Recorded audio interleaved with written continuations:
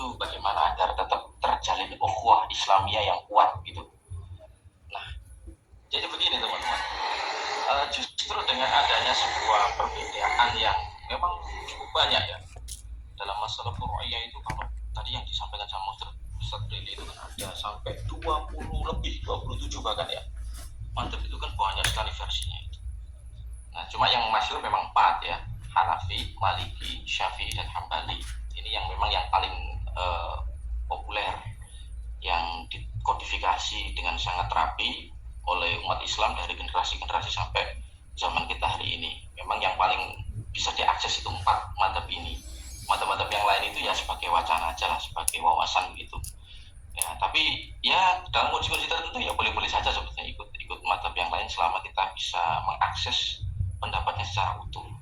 Tapi kalau tidak ya kita kembali ke 4 madhab yang standar ini aja. Nah, jadi bagaimana untuk kita berinteraksi dengan saudara-saudara muslim kita yang lain? Nah, jadi begini teman-teman, saudara muslim kita itu memang sebagian kalangan ada yang awam dan ada yang memang sudah berilmu. Nah, ini caranya berbeda dalam memperlakukan mereka-mereka ini. Jadi kita itu diperintahkan oleh Allah dan Rasulnya untuk berdakwah dengan cara yang baik, dengan mau'izatul hasanah, dengan pendekatan yang menunjukkan bahwa diri kita itu sebagai individu muslim yang baik, yang memiliki keinginan niat yang baik, mengajak kepada kebaikan kepada siapapun. Nah, seperti itu. Jadi prinsip itu yang harus difahami terlebih dahulu. Nah, kalau kita kemudian bertemu dengan saudara-saudara kita yang notabene-nya berilmu, ya mereka sudah pernah belajar di pesantren mungkin, atau pernah belajar dengan para kiai-kiai mereka ya, maka ini akan akan lebih mudah menurut saya ya, akan justru untuk merekatkan ikatan ukhuwah kita itu akan semakin lebih mudah ya, karena kita akan saling penasaran begitu ya. Oh, di ajaran kiai kamu seperti itu ya, oh di dalam madhab yang diikuti oleh guru-guru kamu seperti itu ya. Penasaran saya ini.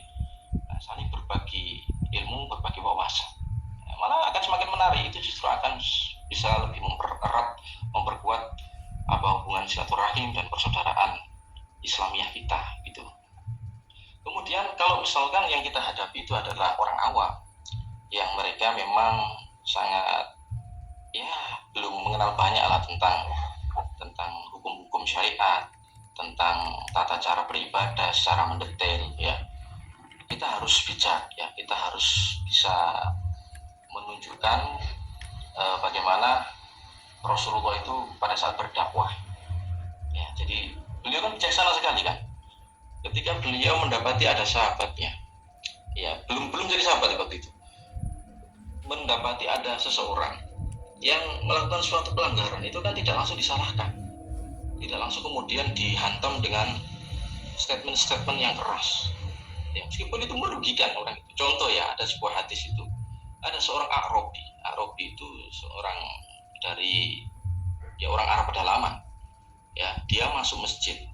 Nah, kalau orang masuk masjid kan biasanya ya untuk i'tikaf, untuk sholat, untuk tilawatul Quran, untuk berzikir.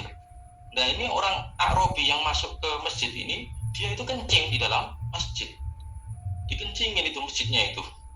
Wah, ini para sahabat Rasul yang ada di dalam masjid kan geram, mereka sudah nggak sabar ingin meringkus ini orang. Tapi kata Rasulullah, biarkan, tunggu, stop, kalian jangan diganggu, biarkan selesai dulu dia kencingnya. Sampai kemudian kencingnya selesai ya, kemudian Rasulullah memanggil Sayyidina Umar untuk mengambil air ya, air untuk disiramkan ke tempat air kencing si A'rabi itu. Lalu kemudian Sayyidina Umar sebetulnya sudah geram, sudah sangat ingin menghabisi nih A'rabi, tetapi dicegah oleh Rasulullah ya kan. Nah, sama Rasulullah kemudian diperlakukan baik di situ ya. Singkat cerita, akhirnya si A'rabi ini kemudian tertarik dengan Islam ya, tersentuh dengan akhlaknya Rasulullah yang begitu mulia. Nah, itu sering kali itu Rasulullah yang seperti itu. Banyak orang-orang yang menyakiti Rasulullah, tapi justru Rasulullah menampakkan sikap yang baik ya. Salah satu mungkin yang paling populer yang sering kita dengar, Rasulullah ketika menghadapi masyarakat Taif Ya, karena orang-orang Taif itu memang awam, memang nggak mengerti sama sekali tentang Islam. Belum sampai dakwah kepada mereka, tetapi mereka sudah terprovokasi oleh orang-orang kafir. Ya, sehingga pada saat Rasulullah itu diperlakukan tidak baik, ya dilempari batu sampai berdarah-darah, sampai malaikat pun juga kemudian menawarkan agar gunung-gunung yang ada di di belakang kota Taif itu dihantamkan, ditublekan ke penduduk Taif. Tapi dicegah Rasulullah. Rasulullah justru berdoa, ya Allah, ya mereka adalah orang-orang yang tidak tahu. Ya Allahumma hdi qaumi fa innahum la ya'lamun. Mereka adalah tidak tahu, dan tolong berikan petunjuk kepada mereka. Aku berharap suatu saat nanti lahir dari keturunan-keturunan mereka orang-orang yang beriman kepadamu ya Allah.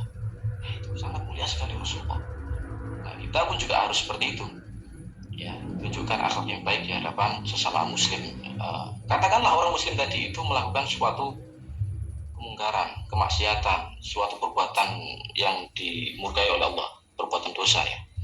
Ya, tapi kita harus tetap dengan cara yang santun, dengan cara yang bijak, dengan pelan-pelan diajaklah ikut majlisan atau ikut ya sekedar bergaul dengan kita kasih sedikit-sedikit wawasan lah. Kalau dia menerima alhamdulillah, kalau tidak ya biarkanlah, itu berarti kan memang Allah berkehendak yang tidak sesuai dengan apa yang kita kehendaki. Jadi kalau kemaksiatan itu masih dalam konteks memang tidak sampai membahayakan gitu ya, tidak merugikan orang banyak. Nah, ya itu tugas kita untuk berdakwah, tugas kita untuk mengajak dengan cara yang santun, dengan cara yang bijak, dengan akhlakul karimah. Ya, tapi ini beda lagi dengan orang yang memang sudah dari awal itu membuat onar gitu ya, melakukan sebuah kemaksiatan yang bisa merugikan banyak orang. Nah, ini tidak cukup hanya dengan berdakwah, tapi juga harus ada amar ma'ruf nahi mungkar. Nah, yang berkewajiban atau yang bertanggung jawab melakukan nahi mungkar ini adalah pemerintah. Ya, seperti mohon maaf yang sekarang sedang ramai itu adalah tentang sonhoreg. Sonhoreg ini ya karena sudah merugikan orang ya. Banyak yang resah dengan adanya keberadaan sonhoreg ini. Meskipun ya orang banyak diuntungkan juga di dalam industri sonhoreg itu. Tetapi para ulama tentu lebih paham, bisa mengkalkulasi, bisa menerapkan sebuah kaidah para ulama tentang mana madharat dan manfaatnya itu lebih besar mana. Ya, sampai kepada kesimpulan bahwa sonhoreg itu difatwakan haram. Nah, ini wilayahnya ulama memang. Nah, adapun untuk nahi mungkarnya itu siapa yang bertindak? Ya pemerintah. Ya nggak mungkin kemudian ulama rame-rame kemudian melabrak festival sonhoreg itu sesuatu yang tidak pada tempatnya. Ulama itu cukup berdakwah saja ya, dengan kalamnya, dengan ilmunya. Nah, adapun masalah nahi mungkar itu memang urusan pemerintah. Nah, itu kalau konteksnya memang di masyarakat. Tapi kalau misalkan di keluarga kita, lingkup kecil kita, atau murid-murid kita sendiri ya, yang nahi mungkar ya kita sendiri tentunya. Kita sebagai ayah, sebagai guru, sebagai kakak, ya kita sendiri yang kemudian mencegah kemungkaran yang terjadi di lingkup keluarga kecil kita atau di lingkup sosial dalam kecil yang ada di lingkungan kita. Iya Ustaz, Masya Allah, pemaparan yang luar biasa.